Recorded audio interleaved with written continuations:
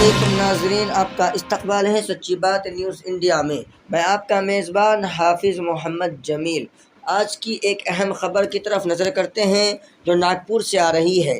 RSS کے سربراہ موہن بھاگوت نے ناگپور میں تنظیم کے کارکنان سے خطاب کرتے ہوئے کہا کہ اب RSS مندروں کے تعلق سے کوئی تحریک نہیں چلائے گی۔ انہوں نے اپنی تقریر کے دوران رام مندر تحریک کا بھی ذکر کیا۔ انہوں نے کہا کہ اس بات سے انکار نہیں کیا جا سکتا کہ رام مندر تحریک کے دوران ان کی تنظیم نے ضرور حصہ لیا تھا۔ اس وقت تنظیم نے اپنی اصل فطرت کے خلاف احتجاج کرتے ہوئے اس تحریک میں حصہ لیا، لیکن RSS مستقبل میں کسی مندر تحریک میں شامل نہیں ہوگی۔ اپنے خطاب کے دوران سنگھ سربراہ نے کہا کہ روز کوئی نیا مسئلہ نہیں لانا چاہیے، تنازع کو ہوا کیوں دینا۔ ہماری گیان واپی کے تئیں عقیدت ہے اور اس کے مطابق کچھ کرنا ٹھیک نہیں ہے، لیکن ہر مسجد میں شیو لنگ کیوں تلاش کی جا رہی ہے۔ بھاگوت نے یہ بھی کہا کہ ملک میں اسلام باہر سے آیا ہے۔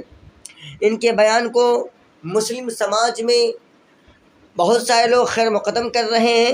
اسی طرح ڈاکٹر خواجہ افتخار احمد نے کہا کہ موہن بھاگوت کے بیان کا خیر مقدم کرنا چاہیے، اسے جرأت مندانہ قرار دیا ہے۔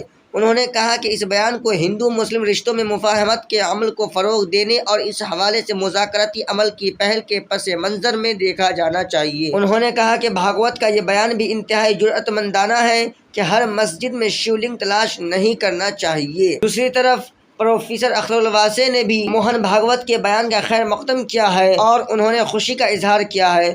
انہوں نے کہا کہ RSS سربراہ کی یہ بات بھی قابل ستائش ہے کہ انہوں نے اس بات کا اعتراف کیا ہے کہ RSS نے بابری مسجد کے بعد اس طرح کے کسی بھی تنازع میں پڑنے سے انکار کر دیا تھا۔